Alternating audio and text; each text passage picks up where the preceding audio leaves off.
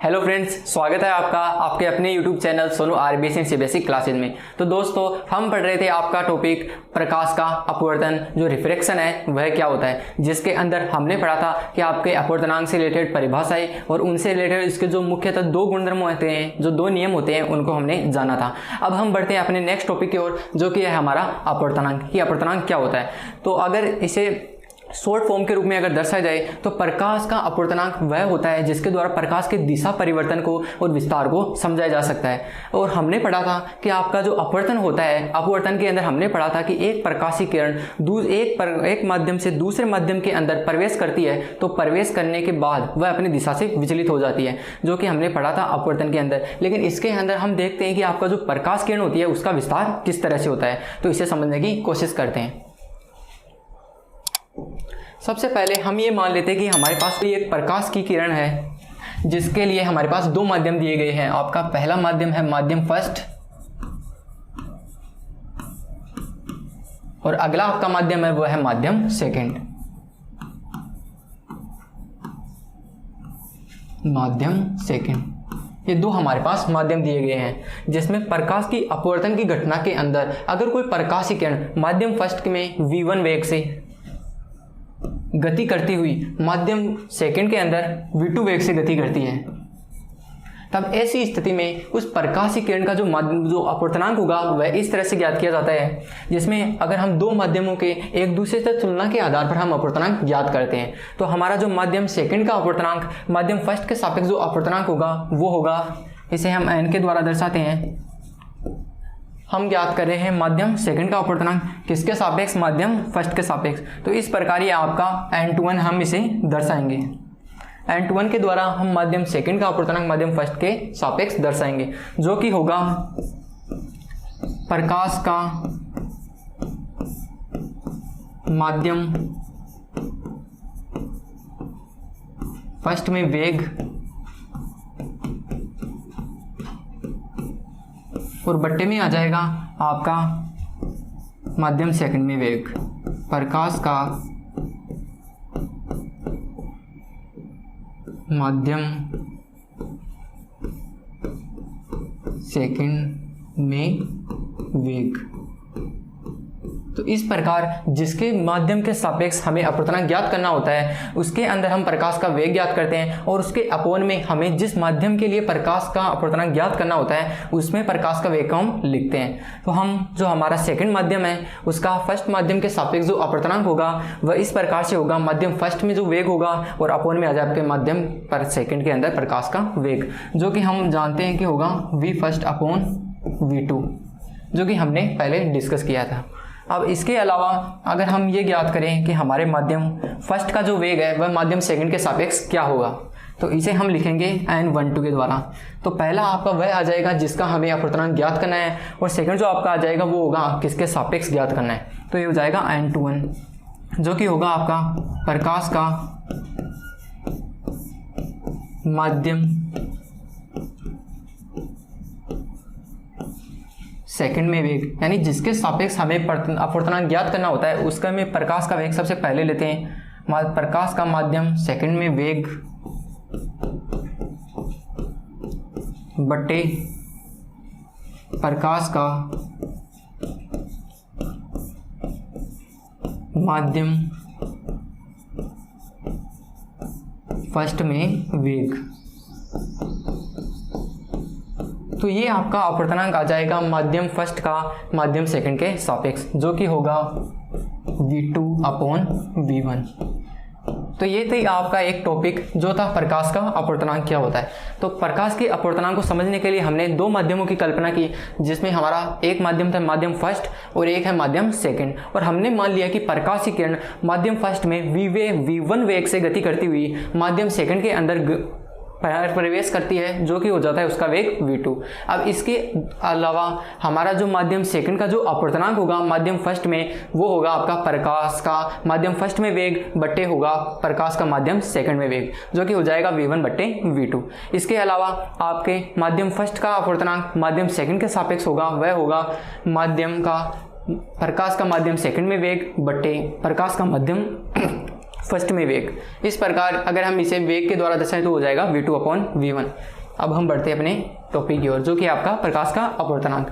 तो किन्हीं दो माध्यमों के लिए प्रकाश किरण के विस्तार व दिशा परिवर्तन को अपवर्तनांक द्वारा व्यक्त किया जाता है। तो दिशा परिवर्तन को तो हमने जान लिया था, जो कि होता है अपवर्तन के अंदर बेसिकली होता ही है। तो हम प्रकाश के विस्तार किस तरह से होता है दो माध्यमों के अंदर, वो हम इस टॉपिक के अंदर जानते हैं।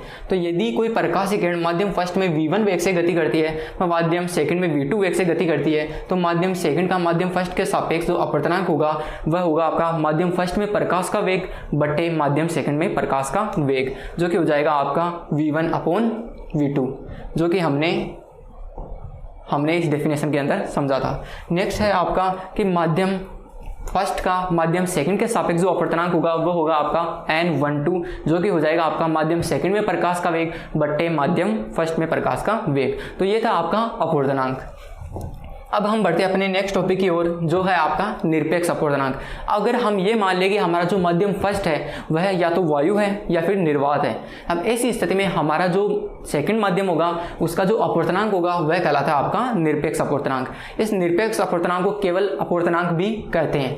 तो माना कि हमारे पास दो माध्यम है, जिसमें हमने निरपेक्ष अपवर्तनांक के अंदर माध्यम फर्स्ट होगा वह हमारा जो कि होगा वायु या फिर निर्वात।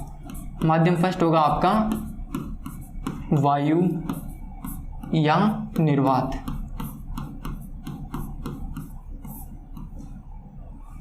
और जो हमारा माध्यम सेकंड है उसे मैं केवल माध्यम नाम दे देता हूं, जो कि आपका कोई भी माध्यम हो सकता है, कांच भी हो सकता है, हीरा भी हो सकता है, जल भी हो सकता है। इसे मैं केवल माध्यम नाम दे देता हूं। तब ऐसी स्थिति में हमारा जो सेकंड माध्यम होगा माध्यम फर्स्ट के सापेक्ष इसका जो अपवर्तनांक होगा उसे हम निरपेक्ष अपवर्तनांक कहेंगे।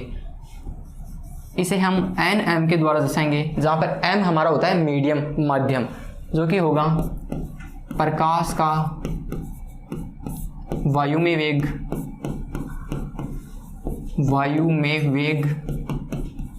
बट्टे प्रकाश का माध्यम में वेग, प्रकाश का माध्यम में वेग। और इस प्रकार से आपका जो निरपेक्ष अपवर्तनांक है वह हो जाएगा। निरपेक्ष अपवर्तनांक को आपका केवल अपवर्तनांक भी कहते हैं। तो हम प्रकाश पे मान लेते हैं कि हमारा जो प्रकाश है वह वायु के अंदर c वेग से गति करता है और माध्यम के अंदर v वेग से गति करता है। तब ऐसी स्थिति में ये जो अनुपात हो जाएगा वो हो जाएगा आपका c/v। तो यही आपका यहाँ पर एक्सप्लेन किया गया है कि आपका निरपेक्ष अपवर्तनांक क्या होता है। तो यदि माध्यम फर्स्ट हमारा निर्वात या फिर वायु होता है और माध्यम सेकंड का अगर हमें अपवर्तनांक ज्ञात करना होता है तो वो हो जाएगा आपका माध्यम फर्स्ट यानी कि वायु के अंदर प्रकाश का वेग बट्टे माध्यम सेकंड के अंदर प्रकाश का वेग, जिसे हम कहते हैं आपका निरपेक्ष अपवर्तनांक। इसका एक अन्य नाम भी हो सकता है, जो कि हम इसे केवल अपवर्तनांक भी कह सकते हैं, जिसमें हमने माना था कि आपके वायु में आपका जो प्रकाश का वेग है वह है c और माध्यम सेकंड के अंदर हमने माना था कि प्रकाश का वेग आपका v। तब इस स्थिति में आपका जो निरपेक्ष अपवर्तनांक है वह हो जाएगा c/v। अब हम यहाँ पर दो आंकड़े दिए गए हैं कि आपका सबसे ज्यादा जो अपवर्तनांक होता है वो होता है आपके हीरे का, जो कि होता है 2.42। ये आपके हीरे का अपवर्तनांक होता है जो कि सबसे ज्यादा होता है। और सबसे कम जो आपका अपवर्तनांक होता है वो होता है आपका वायु का, जो कि होता है 1.0003। ये आपके वायु का अपवर्तनांक होता है जो कि सबसे कम होता है। ये था हमारा टॉपिक जो कि है अपवर्तनांक, और उससे अपने नेक्स्ट टॉपिक है तो जो था निरपेक्ष अपवर्तनांक। अब हम बढ़ते हैं अपने कुछ इंपॉर्टेंट क्वेश्चनों की ओर जो कि आपके चैप्टर के अंदर दिए गए हैं। तो फर्स्ट जो हमारा क्वेश्चन आता है वह आता है कि वायु में गमन करती हुई प्रकाश की किरण जल में प्रवेश करती है, तब क्या प्रकाश की किरण अभिलंब की ओर झुकेगी अथवा अभिलंब से दूर हटेगी, बताइए क्यों।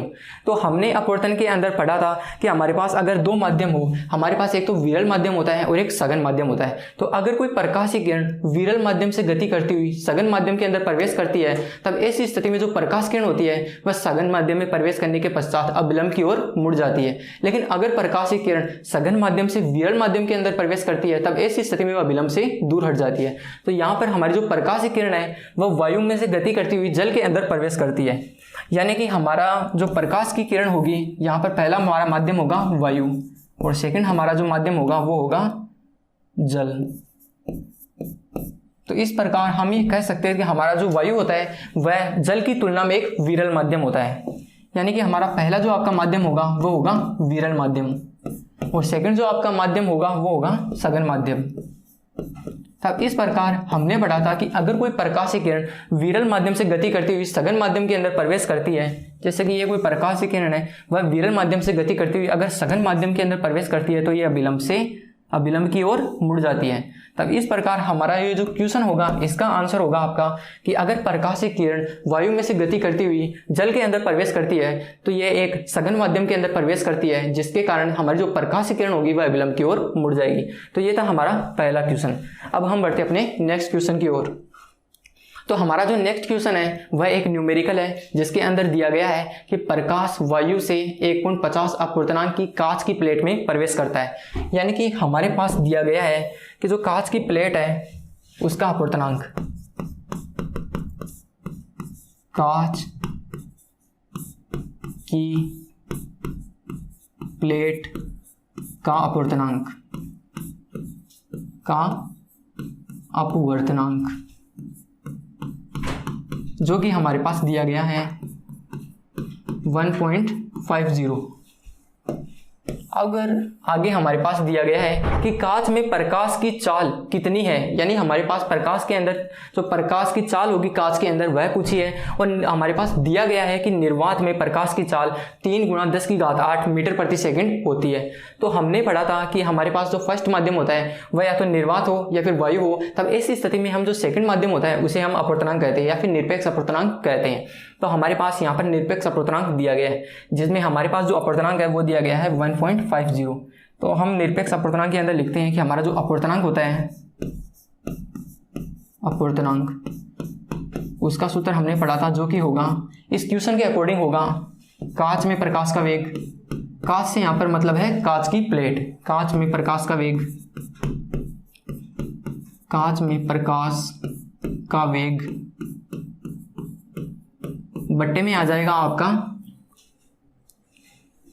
यहां पर आपका पहले होगा निर्वात या फिर वायु में प्रकाश का वेग, वायु, लेकिन यहां पर हमारे पास निर्वात दिया गया है, वायु या निर्वात में प्रकाश का वेग, प्रकाश का वेग। ये जो आपका फॉर्मूला होता है वो आता है आपका निरपेक्ष अपवर्तनांक का, और बट्टे में हम लेते हैं आपके कांच में प्रकाश का वेग, कांच में प्रकाश का वेग, जो कि हमें इस क्वेश्चन के अंदर पूछा गया है, कांच में प्रकाश का वेग। इसे हम मान लेते हैं कि कांच का हमारा प्रकाश का वेग है वह होगा v,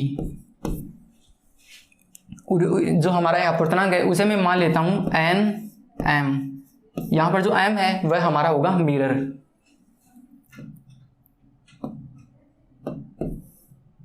या फिर माध्यम या मीडियम के रूप में भी हम इसे ले सकते हैं। तो हमारे पास जब वायु या निर्वात में प्रकाश का वेग हमारे पास दिया गया है, निर्वात में प्रकाश का वेग जो होता है वह होता है 3 × 10⁸ मीटर प्रति सेकंड, और अपोन में दिया गया है आपका v। तब हमें यहाँ पर ज्ञात करना है अपना v, जो कि हमारे पास v है वह हो जाएगा, v यहाँ पर है आपका कांच में प्रकाश का वेग, जो कि हो जाएगा आपका 3 × 10⁸ मीटर प्रति सेकंड, बट्टे में आपका आ जाएगा कांच का अपवर्तनांक, जो कि हमारे पास दिया गया है 1.50। अगर हम इसे सोल्व करते हैं तो हो जाएगा 3 × 10⁸। यहाँ से हम जो इसका दशमलव हटाते हैं, हटाने के पश्चात ऊपर आपका आ जाएगा 100, और 3 से अगर इसे काटते हैं तो हो जाएगा आपका 50, इससे इसे काटते हो जाएगा 2, यानी हमारा जो आंसर हो जाएगा वह हो जाएगा 2 × 10⁸ ये मीटर प्रति सेकंड। तो ये आपका कांच की प्लेट के अंदर प्रकाश का वेग हो जाएगा।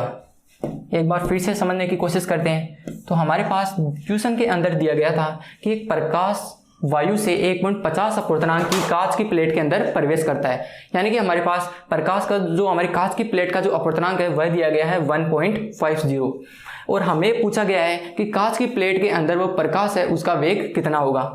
इसके बाद हमने अपवर्तनांक का जो निरपेक्ष अपवर्तनांक का जो सूत्र है वह लिखा था कि वायु या फिर निर्वात में प्रकाश का वेग बटे कांच में प्रकाश का वेग। अब यहाँ पर हम अगर कांच में प्रकाश का वेग ज्ञात करते हैं जो कि हमारे पास हो जाएगा 2 × 10⁸ मीटर प्रति सेकंड। अब हम बढ़ते हैं अपने नेक्स्ट क्वेश्चन की ओर। तो हमारा जो नेक्स्ट क्वेश्चन है वह दिया गया है आपकी सारणी 10.3 से अधिकतम प्रकाशिक घनत्व के माध्यम को ज्ञात कीजिए, न्यूनतम प्रकाशिक घनत्व के माध्यम को भी ज्ञात कीजिए। तो जो आपकी ये सारणी दी गई है सारणी 10.3, तो ये आपके बुक के अंदर दिए गई है, जिसमें आपके अपवर्तनांकों के बारे में बताया गया है। अलग अलग पदार्थों के जो अपवर्तनांक है वह क्या होते हैं उसके बारे में बताया गया है, जिसके अंदर आपका जो अधिकतम प्रकाशिक घनत्व है। एक बात यहाँ पर यह समझने लायक है कि आपका जो अपवर्तनांक होता है उसे हम प्रकाशिक घनत्व के प्रकाशिक घनत्व होता है उसके द्वारा भी हम दर्शाते हैं। यानी आपके जो अपवर्तन है उसे हम एक्सपेरिमेंट प्रकाशिक घनत्व के द्वारा भी कर सकते हैं। यानी हम ये कह सकते हैं आपका जो प्रकाशिक घनत्व होता है वही आपका अपवर्तनांक होता है। तो यहाँ पर हमें पूछा गया है कि सारणी 10.3 के अकॉर्डिंग हमारा जो सबसे अधिक प्रकाशिक घनत्व है या फिर सबसे ज़्यादा प्रकाशिक अपवर्तनांक होता है वह किसका होगा। तो यहाँ पर हमारा जो अपवर्तनांक होगा वह होगा हीरे का, जो कि हमने पढ़ा था, जो कि होता है 2.42।